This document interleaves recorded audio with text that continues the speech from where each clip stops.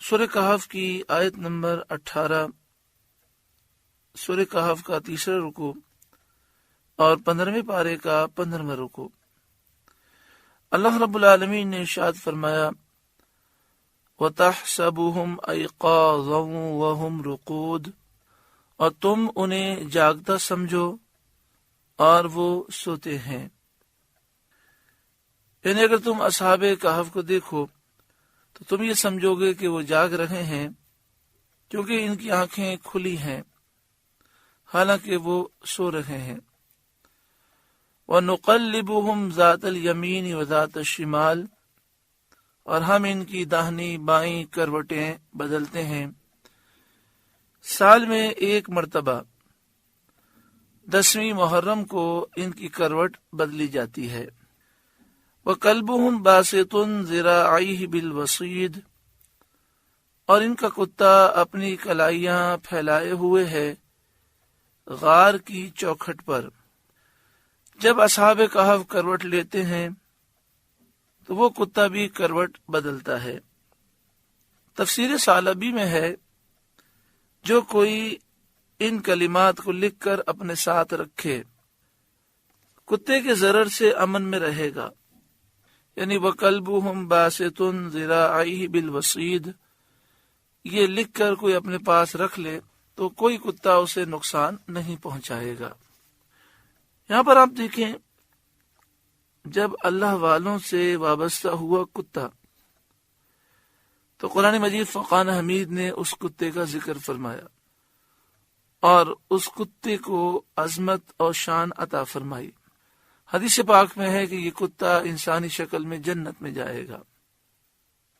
اور بلم باعورہ جو انسان تھا، لیکن جب اس نے نبی کی توہین کی، حضرت موسیٰ علیہ السلام کی، تو فرمایا کہ کل بروز قیامت وہ کتے کی شکل میں جہنم میں جائے گا۔ اللہ والوں کی بے ادبی، گستاخی انسان کو برباد کر دیتی ہے۔ لَوِ اطَّلَعْتَ عَلَيْهِمْ لَوَلَّيْتَ مِنْهُمْ فِرَارًا، اے سننے والے، اگر تو انہیں جھانک کر دیکھے تو ان سے پیٹ پھیر کر بھاگے۔ وَلَمُلِئْتَ مِنْهُمْ رُعْبًا، اور ان سے ہیبت میں بھر جائے۔ اللہ تعالیٰ نے ایسی ہیبت سے ان کی حفاظت فرمائی کہ ان تک کوئی جا نہیں سکتا۔ حضرت امیر معاویہ رضی اللہ تعالیٰ عنہ جنگ روم کے وقت اصحاب کہف کی طرف گزرے تو انہوں نے اصحاب کہف پر داخل ہونا چاہا، تو حضرت عبداللہ بن عباس رضی اللہ تعالیٰ عنہما نے انہیں منع کیا اور یہ آیت پڑھی۔ پھر ایک جماعت وہاں داخل ہوئی تو اللہ تعالیٰ نے ایک ایسی ہوا چلائی کہ سب جل گئے۔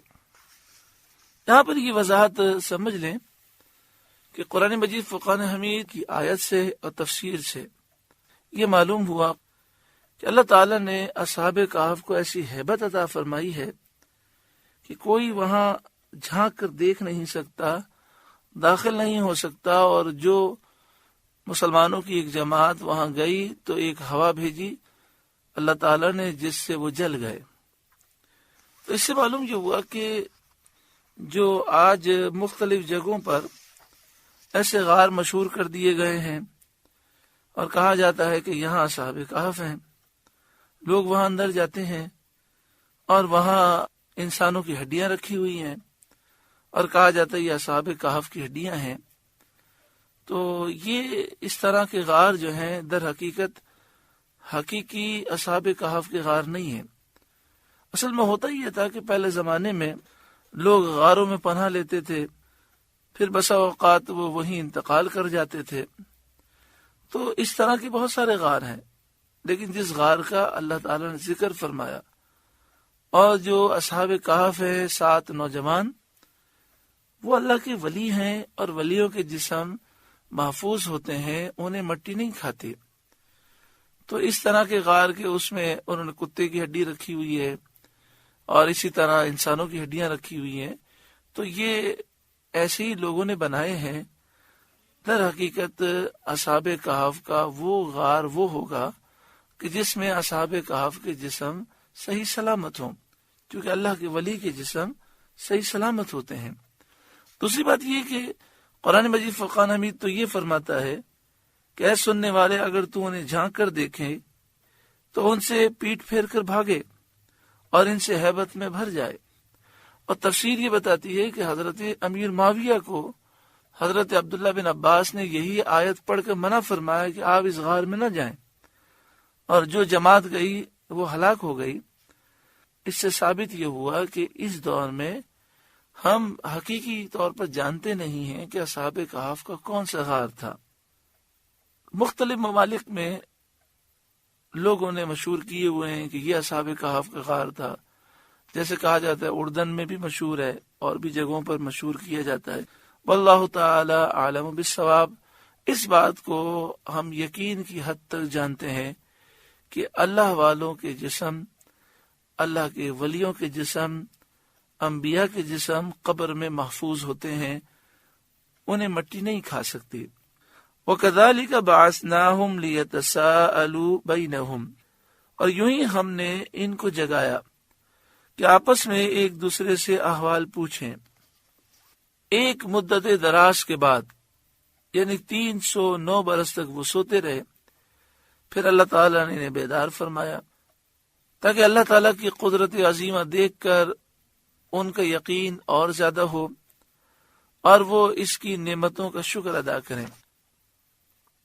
وَكَذَلِكَ بَعَثْنَاهُمْ لِيَتَسَاءَلُوا بَيْنَهُمْ، اور یوں ہی ہم نے ان کو جگایا کہ آپس میں ایک دوسرے سے احوال پوچھیں۔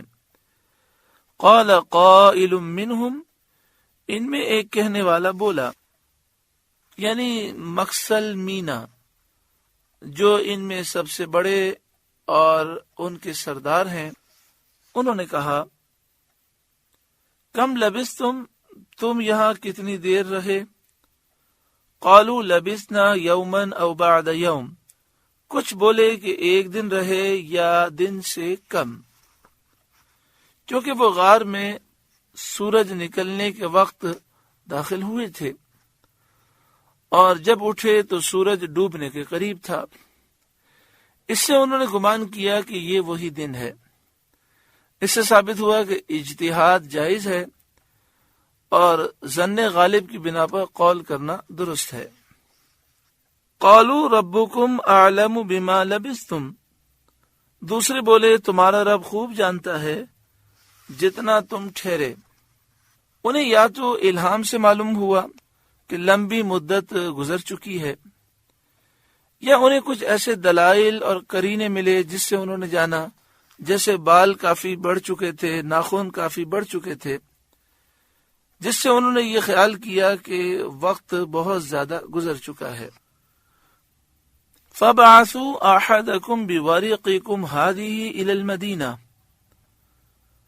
تو اپنے میں سے ایک کو یہ چاندی لے کر شہر میں بھیجو، یعنی چاندی کا سکہ جو دقیانوس بادشاہ کے دور میں چلتا تھا۔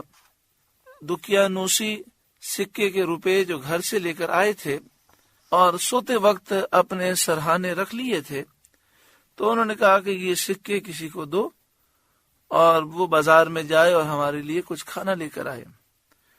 اس سے معلوم ہوا کہ مسافر کو خرچ ساتھ میں رکھنا یہ طریقہ توکل کے خلاف نہیں، چاہیے کہ بھروسہ اللہ پہ رکھے، یعنی مسافر کا بھروسہ اللہ کی ذات پر ہونا چاہیے، لیکن اگر وہ سفر کے اعتبار سے سامان رکھتا ہے اور وہ خرچے کے لیے رقم رکھتا ہے تو یہ توکل کے خلاف نہیں ہے۔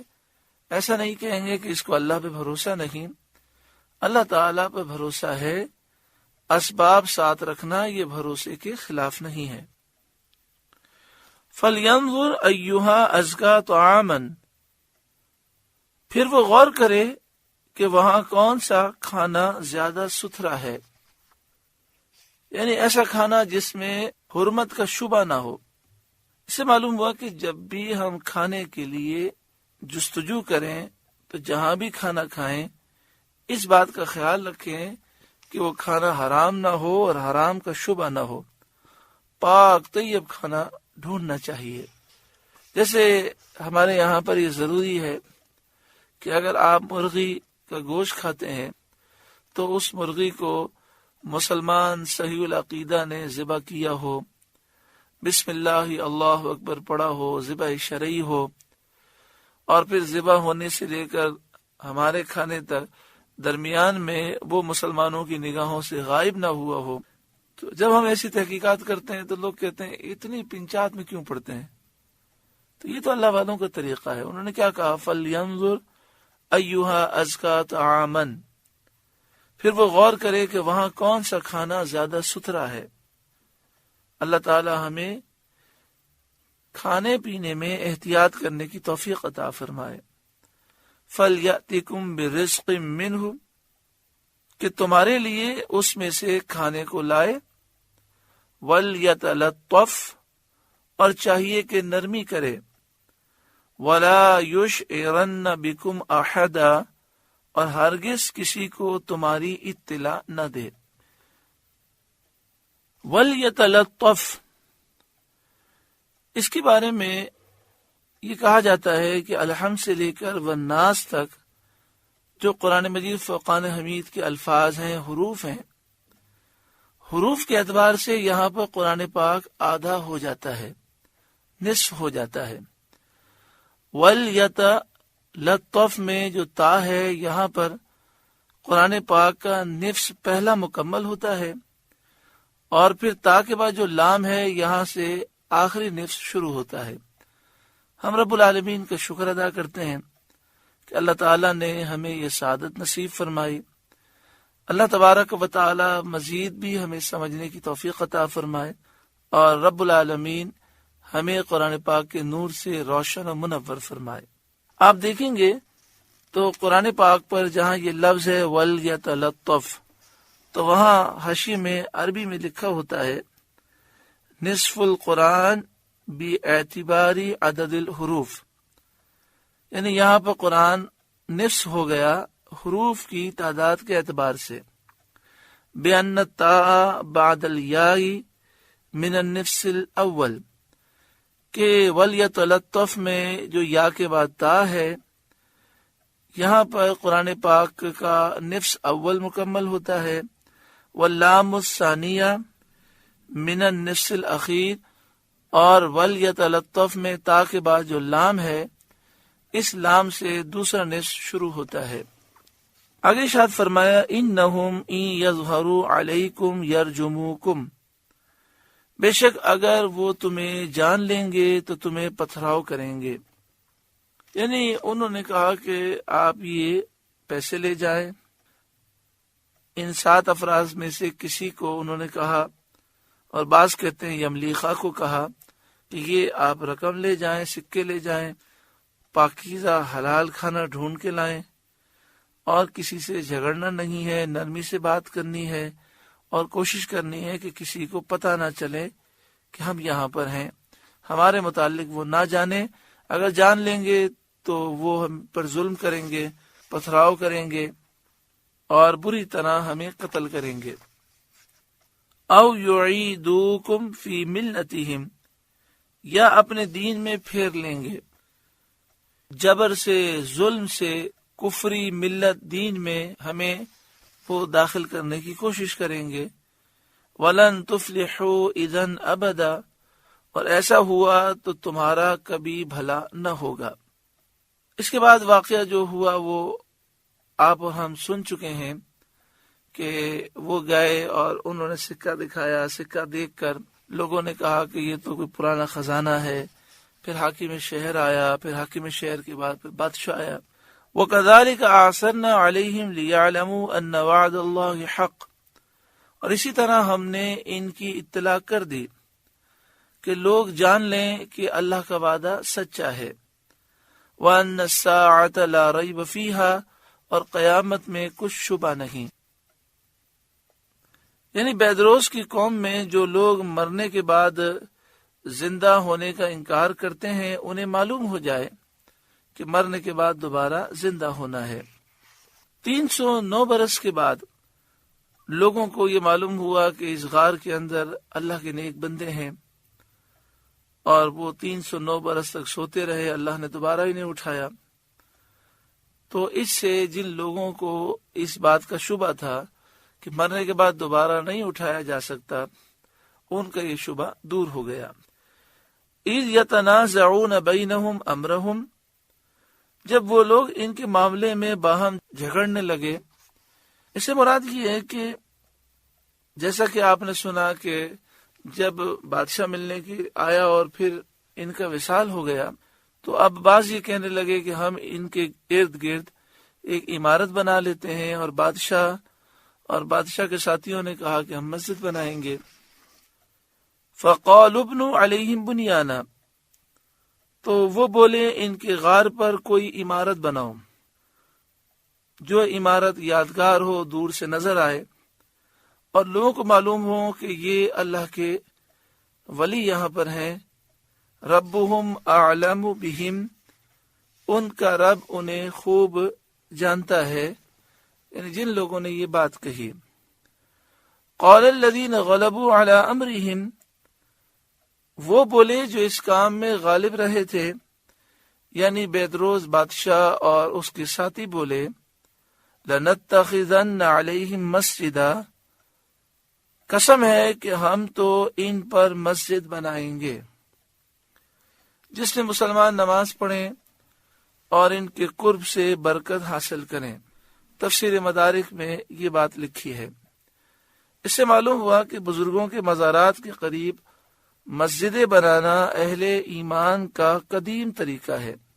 اگر قرآن پاک میں کوئی چیز کا ذکر ہو اور قرآن پاک اس سے منع نہ کرے تو اس کا جواز ثابت ہو جاتا ہے۔ قرآن کریم میں اس کا ذکر فرمانا اور اس کو منع نہ کرنا اس کام کے درست ہونے کی قوی ترین دلیل ہے۔ تو جو لوگ مزارات کے قریب مسجد کو شرک و بدعت سمجھتے ہیں، انہیں اس سے عبرت حاصل کرنی چاہیے۔ اس سے یہ بھی معلوم ہوا کہ بزرگوں کے جوار میں قرب میں برکت حاصل ہوتی ہے، اسی لیے اللہ والوں کے مزارات پر لوگ حصول برکت کے لیے جایا کرتے ہیں، اور اسی لیے قبروں کی زیارت سنت اور ثواب کا موجب ہے۔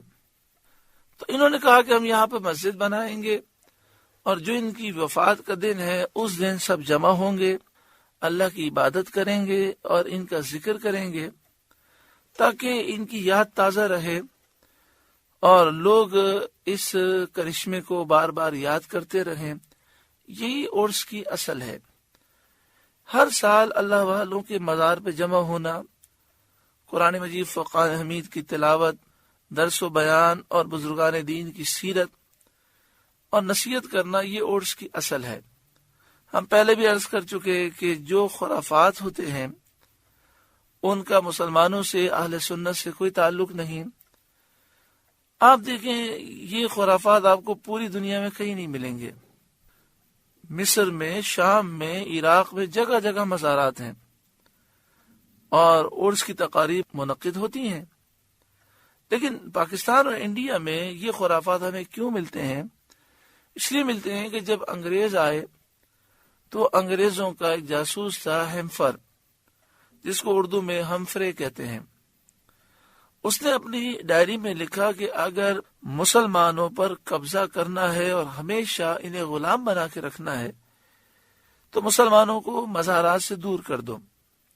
اس وقت سے لے کر آج تک مزارات میں ہیروئن، چرس، بھنگ کا کاروبار ہوتا ہے، مرد و عورتوں کا اختلاط کیا جاتا ہے اور بہت سارے خرافات ہوتے ہیں، لیکن اہل سنت کا، مسلمانوں کا، علماء حق کا اس سے کوئی تعلق نہیں ہے۔